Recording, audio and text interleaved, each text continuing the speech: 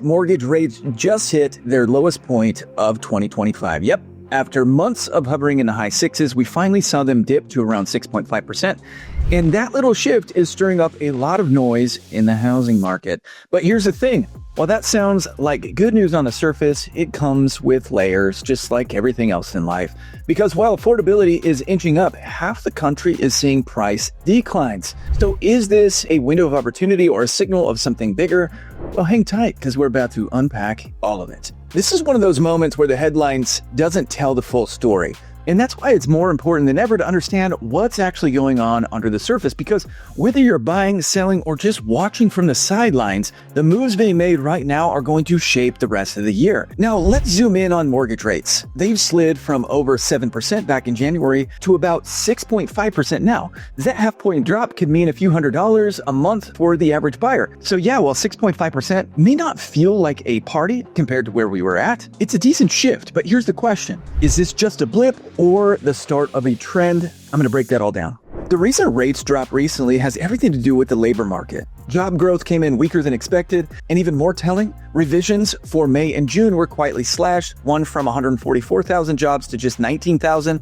That spooks the markets. Now, when investors smell the possibility of a slowdown or even a recession, they shift their money back into safer bets like US Treasuries. That move pushes bond yields down, and when bond yields drop, mortgage rates tend to follow. It's a chain reaction most people don't see. This is exactly why, even though the Fed didn't cut rates a couple weeks ago, mortgage rates still fell. It's not just about what Jerome Powell says anymore, it's about how investors feel about where the economy is going. And look, if you're the type who likes to stay ahead of the trends, tracking inventory spikes, sudden price cuts, or shifting mortgage data, we actually publish a newsletter called Deal Watch. It's low-key, no fluff, just the real data you can use to make better moves. There's a link in the description if you want to check it out. Back to mortgage rates. While the recent dip is helpful, don't count on rates crashing.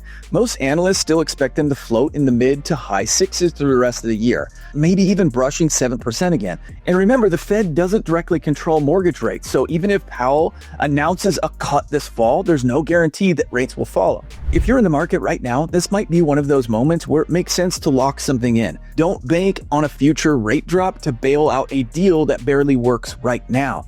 That, quote, date the rate, marry the house mantra, it only works if the marriage isn't already in trouble from the start. You know what I'm saying? And while rates are doing their thing, inventory is creeping up. Nationally active listings are up 9% year over year.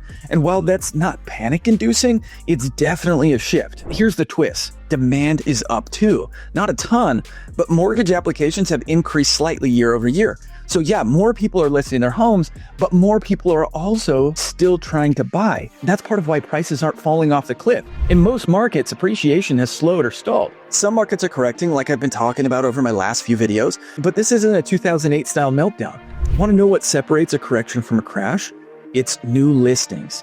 Earlier this year, those were up, a sign that sellers were jumping into the market, but now growth in new listings has flattened out. Basically, people are deciding not to sell if they can't get the number they want. That's a classic signal that we're in a correction, not a full-blown crash. If people aren't being forced to sell, you're not going to see massive waves of inventory flooding the market. And how do we know people aren't being forced to sell? Well, let's talk delinquencies.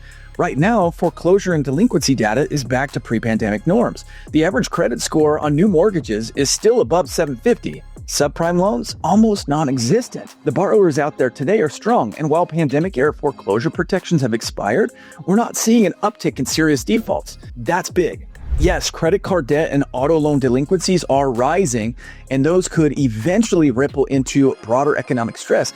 But as of now, mortgage holders seem solid. And until we see unemployment spike or another black swan event, there's not much fuel for a full-on housing collapse. Still, that doesn't mean there's no risk. Price corrections are happening, but that also means opportunities are beginning to open up. You just have to know where to look and how to move carefully. If you want help spotting these moves as they're happening, not 6 months after the fact, again, check out Deal Watch. We highlight unusual price drops, micro market shifts, and quiet indicators most people miss. Link is in the description below. Bottom line, you guys, mortgage rates are down, inventory is up, but demand is still holding steady. This isn't a collapse, it's a slow recalibration. And for those who understand the difference, that's where the edge is. Just remember, this is not financial advice. It's just my take personally on where we're at. Always do your research, talk to the right pros, and make the best decision for your situation. More updates to come. Stay sharp. See you on the next video. Bye.